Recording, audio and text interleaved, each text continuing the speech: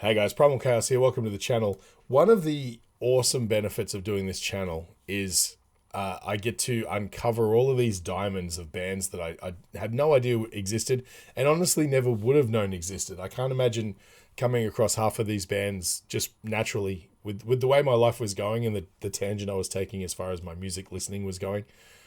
You know, I never would have come across most of these bands, you know.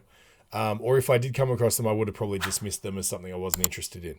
One of the rare finds that's really been blowing my skirt up lately is Gacharic Spin. Those guys, there's something about the way that they play, the story, the fact that they're, like Hane is like a multi-instrumentalist, and the way that she moves around the band into different positions and things like that is always very interesting to me.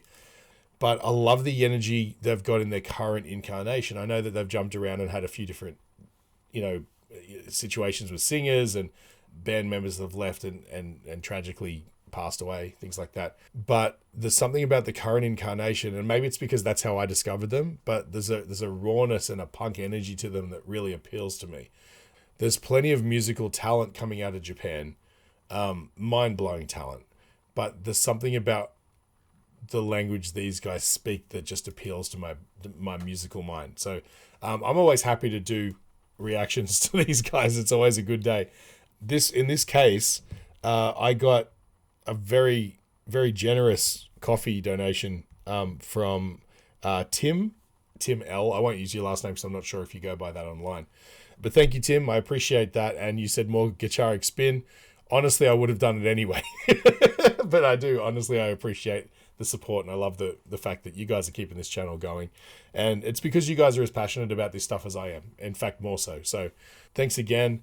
You recommended this one. And again, this is probably one I wouldn't have just picked up off the list, scrolling through YouTube. So thank you. This is obviously going to be something different and interesting that I may not have uncovered. So Tamashii is the name of the song. I assume that's the pronunciation. I'm not, actually this is 2019, so I'm assuming it's pretty much the current incarnation of the band. I assume, but we'll see. Let's go. Let's go! Okay, drummer.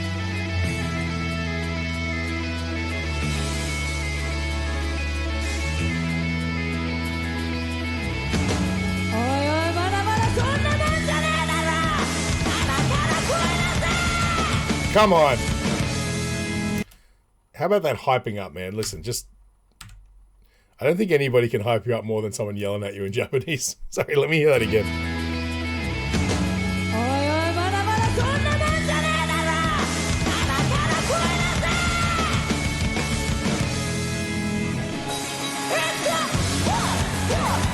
Louder.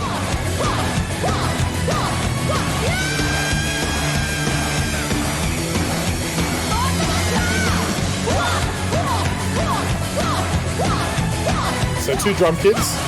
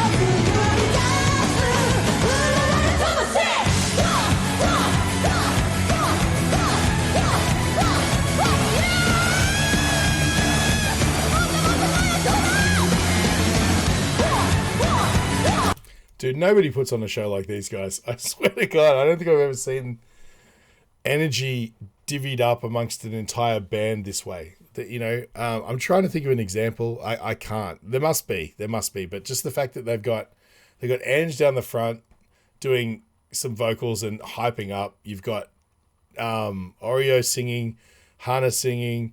Now, is that, I'm assuming, yeah, that's got to be, is it, did you just say Koga? Like, what is the common nomenclature? I feel like it's awkward to say F chopper Koga every time. But I'm just going to say Koga singing as well, which I wasn't aware that she actually sang. So that's interesting in itself. But there's just, everybody gets to hype up the crowd, and that's something, you know, traditionally with bands, you'll have a singer, you might have a guitar player who's flashy and has some attitude. Bass players are typically like in the back just doing their thing and not bothering anybody, you know. And of course there's variants of all that stuff, but that's like the token band lineup, you know. But I just can't imagine leaving this show disappointed. There's just nothing that would prevent me from just having my mind blown at these shows. Anyway, we've talked too much. Let's turn down the volume. Let's go. Yeah, boom.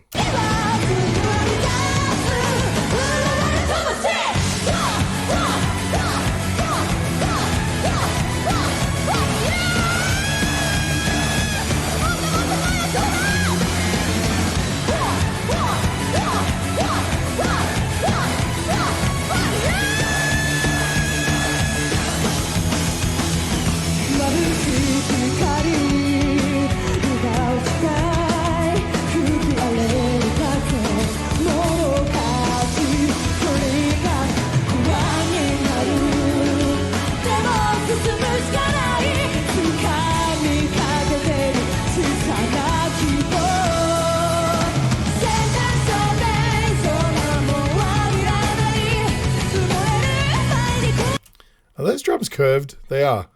That's wild. The toms sort of swoop out. Interesting. Now, Angie, there's something I noticed it when I watched the Mindset video, but she has this look in her eyes that's just wild, right? She's the kind of person, like at least on stage, that you feel like, you know, I'm 6'1" and I weigh like 120 kilos. And I'd be worried that she could take me in a street fight just because of the intensity. And that's perfect for this band. It's perfect because they already have their energy level ramped up to 11. If you have a hype person, they have to be out of their mind. And she has that energy. And I love it. I love it so much.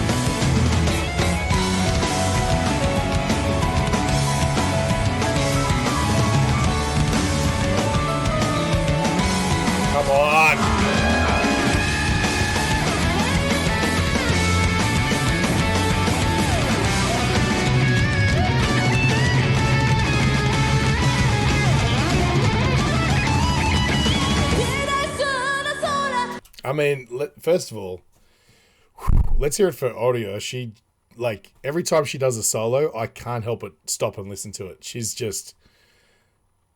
intense. Like, her runs and her, like, she does a lot of those percussive sort of, you know, things as well after just, you know, all these really intense, all these really intense sort of runs and things.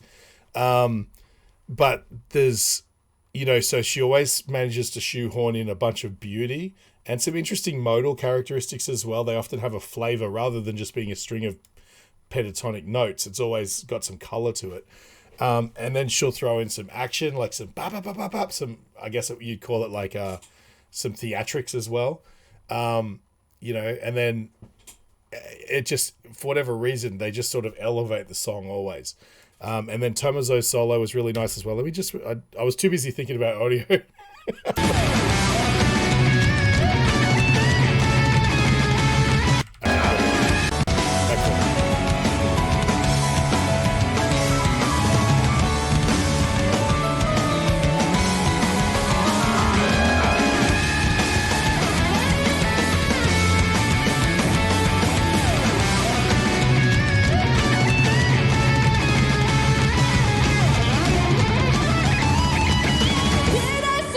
See, again, like with it's real easy as a guitar player to just shred out a bunch of notes, right? And she's clearly capable of doing that. She can play fast and she can play a whole bunch of different techniques all over the neck. But what I saw there was like just pure tasteful soloing in a more intense flavor, right? It's a fast song and stuff like that. So there's a shred element to it. But for those that don't know, when you talk about shredding with guitar, it just means basically playing intense, fast playing, a lot of different techniques and stuff like that. It doesn't mean anything specifically. It's just if there's a flurry of notes happening, guitarists will typically refer to it as shredding, right? There was, even though that's a short guitar solo, there was a beginning, a middle, and an end to it. It was a story that she was telling in that few bars. That just is just a mature and tasteful choice that a lot of guitarists wouldn't make, and I really appreciate that. She's really underrated. I mean, not amongst Gacharic Spin fans, I'd imagine, but just she really knows what she's doing, and she's a cut above a lot of guitar players just simply because of her ability to rein it in, but still blast you with impressive playing.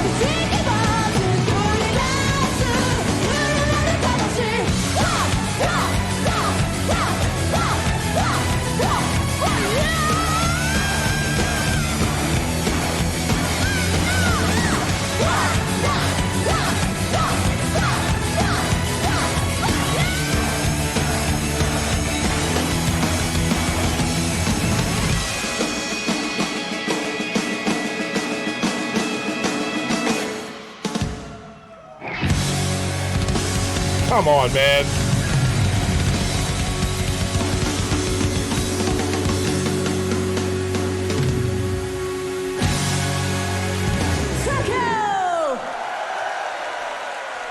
Well done. Well done. All right, stick around after the ad break and I'll tear this thing apart. Let's take a look. Hey guys, this video is made possible by Enchroma. 1 in 6 guys and 1 in 200 women are colorblind, and if that happens to be you, there's something you can do about it. Click the link in the description, it'll take you to Enchroma's website where you can get a free eye test. And while you're there, maybe pick up some corrective lenses. They've got styles to suit everybody and a 60-day money-back guarantee, so you got really nothing to lose. And while you're there, use the code CHAOS in checkout to get 10% off. Tell them Primal Chaos sent you. All right, so one of the things that I find really interesting about Gacharic Spin is, you guys have filled me in on their backstory and how they've had a lot of shuffling going on and things like that, and different things happening through their career, which is longer than it seems to be. Like at first glance, you can look at these guys and they all appear pretty young, and you think, okay, this must be their first band. It's not. There's a whole bunch of different side projects and collaborations and historical incarnations of this band, right? Which again, I'm just scratching the surface of. You guys know better than I do, right? But what I find interesting is they're so pragmatic in their approach to dealing with issues that pop up, right? So fundamentally, they're a band that, I mean, Hana has a lot to do with, it seems to me, and correct me if I'm wrong, but she seems to be the pivot point that everyone else hovers around. And it's her and Oreo, I guess Tomozo as well, and Koga. But they they came across an issue where we don't really have a front person, right? If Hana's playing drums and Oreo's behind a keyboard, there's not really anyone interacting with the crowd, and that can be a problem, right? A lot of bands would just go out and do that. They'd just be like, that's just who we are, and the fans need to just get to know that. So these guys came up with, they saw a problem and they corrected it by putting performers into their lineup. Now, performers, at first I was struggling to understand what that was, and I thought, well, maybe it's just a Japanese way of sort of delineating between a singer and the band. But it really wasn't. They had essentially backing dancers and hype men who would run out into the crowd, hype men, to use loosely, right, would run out onto the front of the stage and hype the crowd up so that these guys could just set about doing their thing, which is playing and singing behind their instruments. And that way they can still have that level of engagement with the crowd. And at first that seems a little bit strange. Like, it's not unusual for a singer to be there with backing dancers or, backing vocalists. Or like if you look at baby metal, for example, you got Sue Metal and then the other two behind her who sort of add mostly theatrics, right? They do a bit of singing, they do a bit of screaming and yelling, but also it's mostly just the performative aspect of augmenting what she's doing physically on stage, right? And these guys solve that problem by adding performers. Now, notably, Angie was one of these hype men who somehow managed to transition into a front person gig as like a front and center singer, which is a really interesting thing to happen when you're not hired. And as the way I understand it, she wasn't even particularly a singer at the time either. But maybe being surrounded by, like, that's the other thing. Oreo and Hana are both amazing singers. They can both really cut it. So, a lot of that may have rubbed off onto Angie, and now she's doing some vocals. Admittedly, she's still more of a hype person, but it seems like, at least in this performance anyway, it seems like she sort of, it gives the band a focal point that I'm not sure they were looking for when they hired her, but they've somehow managed to sort of morph into. So like when you think about the music video for, say, Mindset, for example, it's good to have a front person to engage, and let the core elements of the band take a back seat and just perform their skills, and it allows you to have a narrative. It would have been kind of complicated to have, say, Hana, for example, being the center point of the music video and engaging with the audience as part of a character, for example, as part of the narrative of the storyline, which is about bullying and stuff like that. So it's good to have somebody out front, and it seems like as their careers go on, I feel like she's going to play more of a role of being that central front person. Man, this was just great. What a great live performance. Yuri is the other drummer. It's an interesting choice to have two drum kits on stage. And before the solo started, I was trying to listen. There's so much chaos, it's hard to pull the mix apart. But it seems like they've got both of the drum kits panned. Not fully, but enough that they're separate, which means that every snare hit is doubled and intense. And I mean, the level of playing, you have to be in sync to have two drummers on stage. They have to really be feeling each other, which is, again, a feat in and of itself, Yeah, so look, this was great. What a great sort of recommendation too, because you really get to see the band in full flight doing their thing. This one was less funky. I did notice that Koga was fingerstyle towards the end. She started off with a pick and then she transitioned to fingerstyle as the song got more intense and more funky. But this is actually, that brings up another point. I had these guys pretty much pigeonholed as more of a funk, acid, funk, punk sort of attitude. Now I can see that they're more diverse than that, right? The start of this song is pretty much straight up and down power rock or power metal or whatever. It's not, it lacked a lot of that sort of funky bass that I've grown accustomed to, and kind of assumed it was the typical standard for these guys. So that's really interesting as well. Again, thanks, Tim, for the recommendation. Again, I appreciate your support for the channel also. And look, this was really cool. I enjoyed it thoroughly, as I'm sure I will enjoy many, many Gacharic Spin videos from here on out. Thanks again anyway. If you feel like I've brightened your day at all, be like Tim. And you can just buy me a coffee. I'd really appreciate that. That's a great way of supporting the channel. The link's in the description. Like, share, subscribe. Anyone you might think might enjoy this video, send them a link. It's actually more helpful than you can imagine. And yeah, just keep these suggestions coming. I'm a big fan of all of these Japanese acts, but it doesn't have to be. If it's something I'm going to do hopefully soon, maybe even today, The Warning. I've gotten a lot of recommendations for The Warning, who I understand are maybe South American, so I'm going to check them out as well. And that just comes about from people throwing these ideas at me. So I go where you guys send me, and that's the bottom line. Anyway, thank you so much. I've been Primal Chaos, and I'll catch you in the next one.